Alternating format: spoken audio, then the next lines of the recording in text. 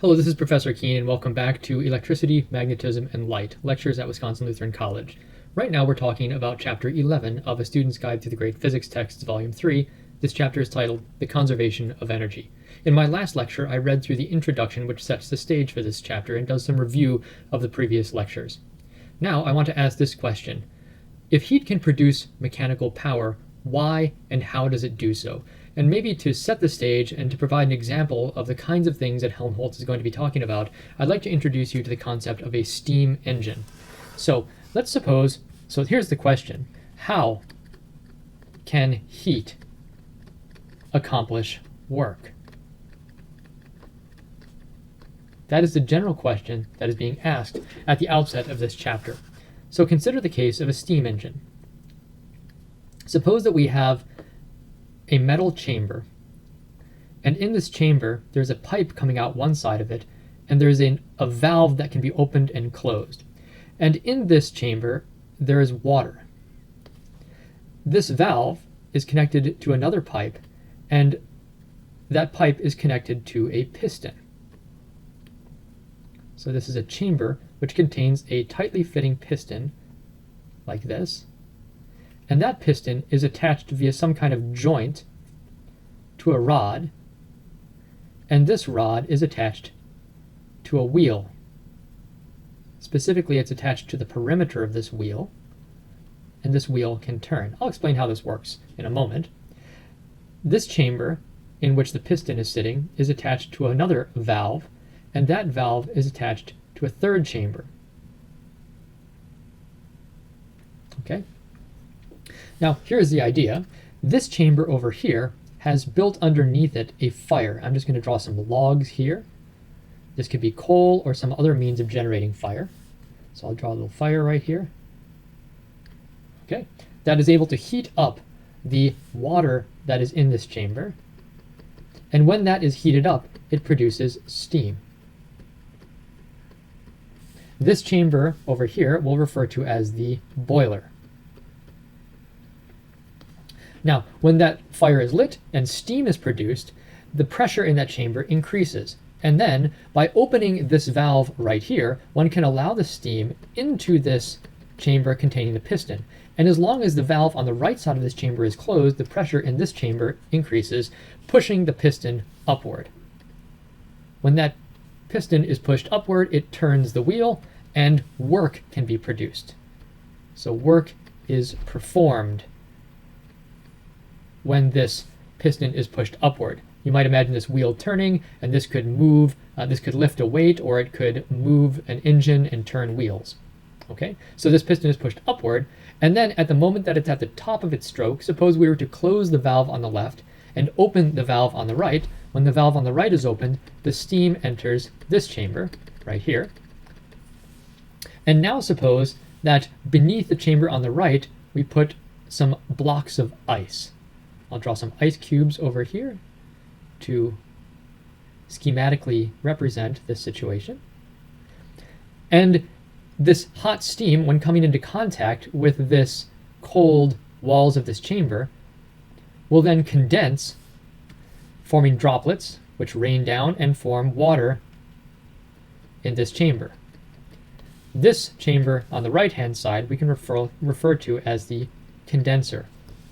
And then, as this vapor, this steam turns back into water, the pressure drops, and the pressure in the central chamber drops, and then the piston goes back down, which continues to turn the wheel. Then, you might imagine, this collected water can be drained out of this chamber and fed back around into the chamber on the left via some kind of drain and maybe a pump of some sort. You might even use some of the energy of the work done by the expanding piston in the middle to drive a pump that pumps this water back around in this direction, and then you repeat the cycle once again. So by boiling the water on the left and appropriately opening and closing the valves and condensing the steam on the right, one can imagine performing a cycle of work, pushing this piston up, pulling it back down, pushing it up again, and pulling it back down. The question is, how much work can be done by a certain quantity of heat? So this is the second question I want to ask, is how much work can this engine perform? and in particular, how much work can be done by a given quantity of heat that one is generating. And for that matter, and here's a third question, what do we mean by heat?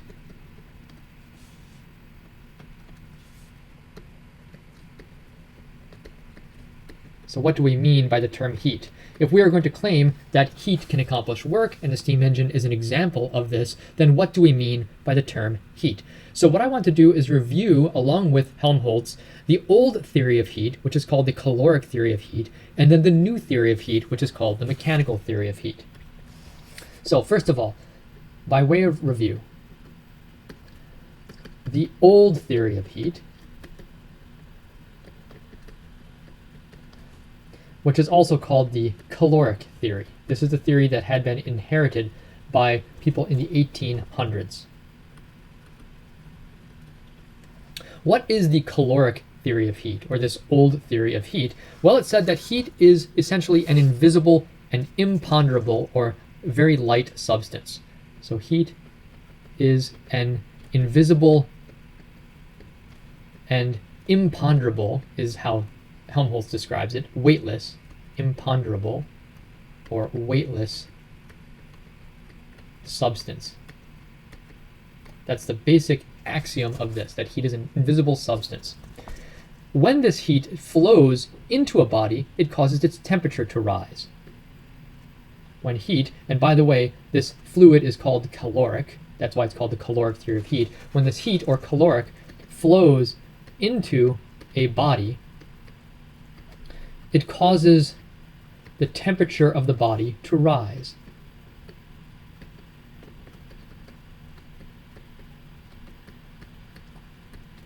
That's the idea. So in this way, the presence of heat is manifested or shown as a rise in temperature.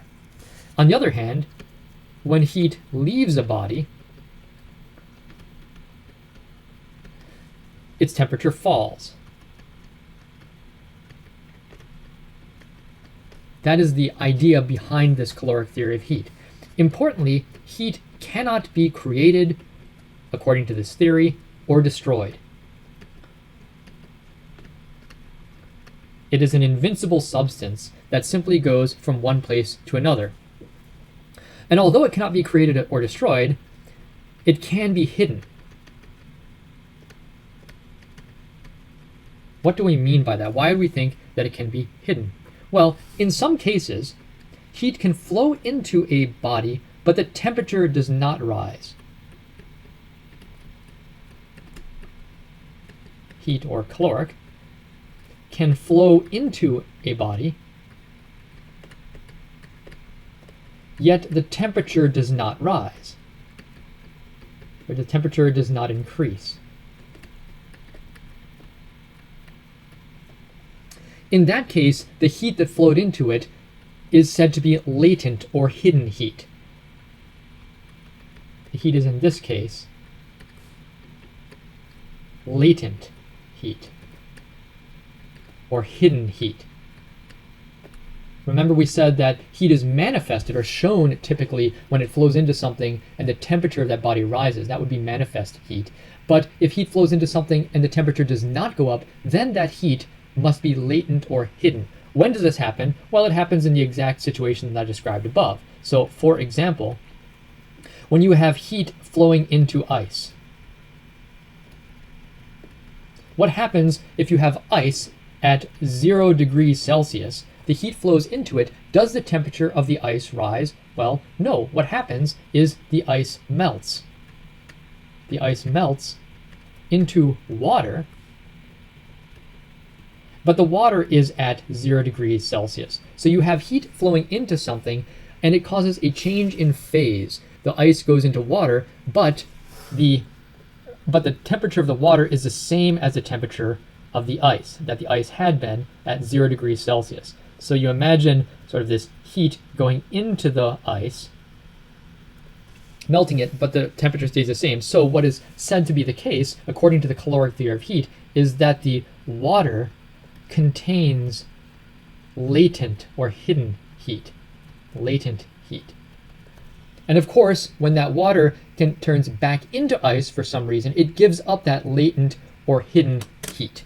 That is the caloric theory of heat.